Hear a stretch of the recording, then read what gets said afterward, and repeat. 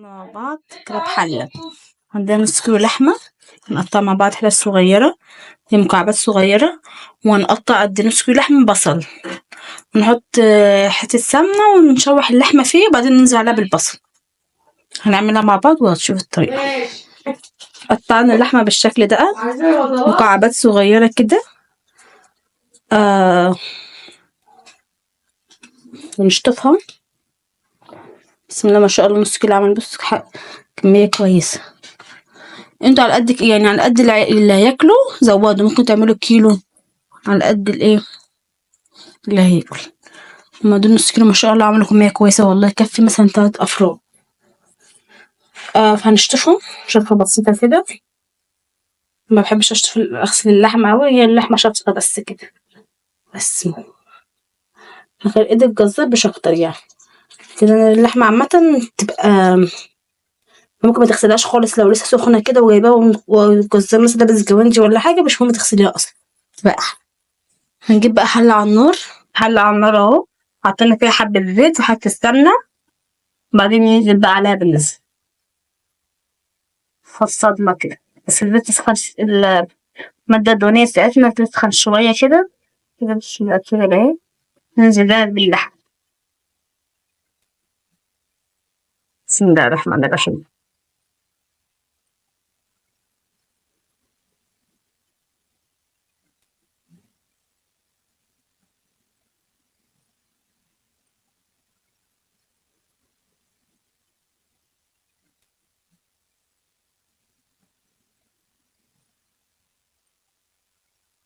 خلصت الزيت من الفرن بقى. من الأول عندي أنبوبة كانت بتخلط على طول منها، دلوقتي بقى الغاز شجعني إن أنا أطير الفترة الجاية.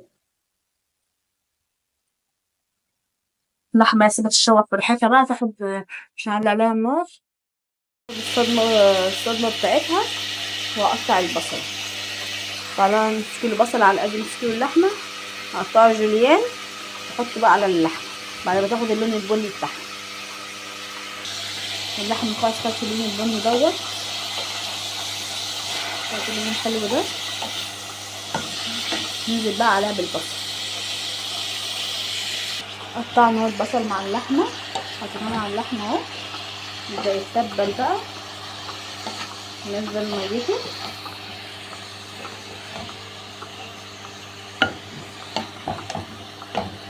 نبدأ بقى دلوقتي نحط البهارات بتاعتنا، هو ملح وفلفل. ممكن بقى تحط حبة بهارات لو حابة، مش حابة احسن برضك، هو المفضل فيها اصلا هو الملح والفلفل بس الصراحة. فبتحبوا بقى تحطوا، لو حابين مثلا بهارات معينة تحطوها حطوا عادي، بس اللحمة كده الحلة دي يعني احلى حاجة ليها الملح والفلفل بس. تلاقي طعم اللحمة مغيرش معاكوا، طعمها بيبقى جميل اوي.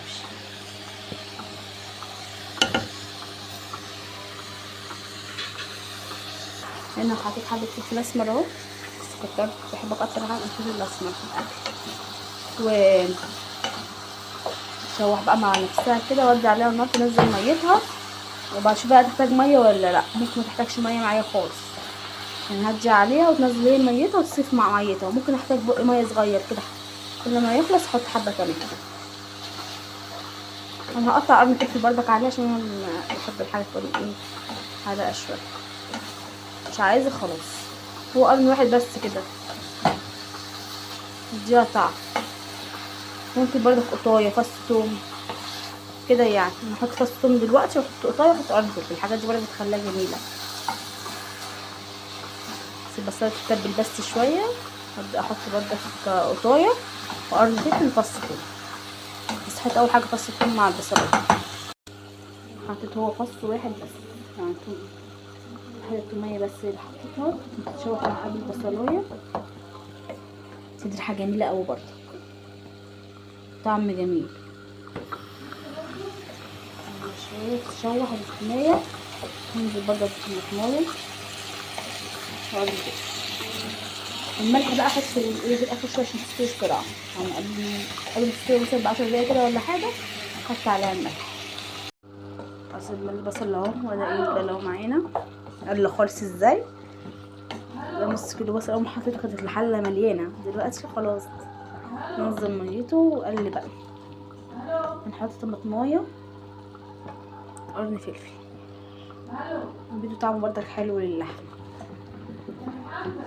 القطه وقعت، جيبها ازاي دي؟ انت لازم نضيف.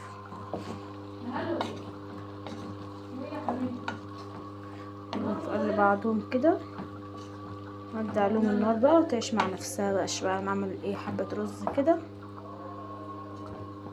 تستوي مع نفسها.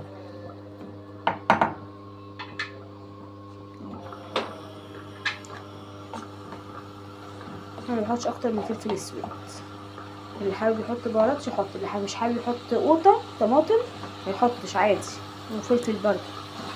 يعني في ناس بتعملها ببصل بس كده وملح وفلفل وبهارات، يعني انت حابه اعمليه، بس هي كده بتبقى جميله قوي. جربوها برضه بطريقتي وان شاء الله تعجبكم، تعتمدوها باذن الله. طبعا اللحمه اللي هي بالبصل ديت اللي هي كده بحله، ما بتاكلش جنبها غير الرز الابيض، بيبقى تحفه جنبها. نجيب بردك حله نحط فيها شويه زيت، حته سمنه تسيح مع الزيت، وننزل بقى بالرز. اول ما السمنه بدات تسيح هننزل بالرز بتاعنا، نسيبه بردك منقوع شويه، نصفيته، نزلت هو بالرز. هنقعد بقى نشوح فيه شويه قبل ما نحط الملح والميه. نديله تقليبتين كده، خلي السمنه تخش يعني تيجي على الرز كله كده. نقعد نقلب فيه عشان يبقى الفلفل وحلو. الرز الابيض دوت مش بعرف اكله من ايد اي حد، هي امي بس الصراحه، انا بتعلم منها بقى.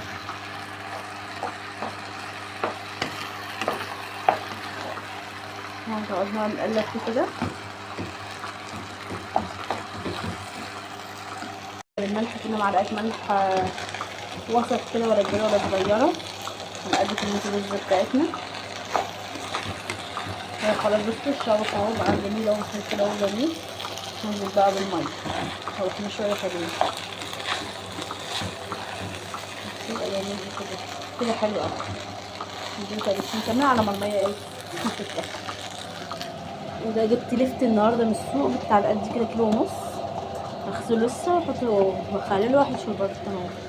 وجبت سبانخ برضك هغسلها وممكن اعملها بكره بقى، اغسلها واصفيها واحطها في التلاجة في كيس في التلاجة. ودي الخضره بتاعتها برضك قطعتها برضك، بس برضك كده هغسله دلوقتي. الرز متشوح اهو، الرز اهو حطينا عليه ميه لحد ما غطيناه كده، وبعدين اول ما يتشرب الميه نهدي عليه.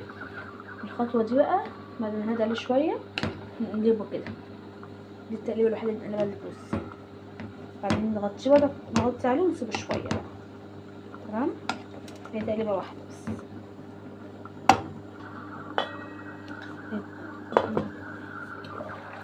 واللحمه اهيت قربت تستوي. انا حطيت على معاها بصلايه عشان لو ريحان حبيه ياكل بعيش ولا حاجه، عشان مش هعمل حاجه غير هما دول بس.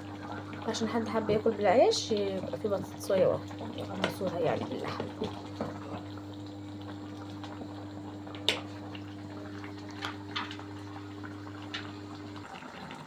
هنا خلاص بقى اللحمه كانت استوت، هبدا اغرفها. والرز برضه غرفت منه.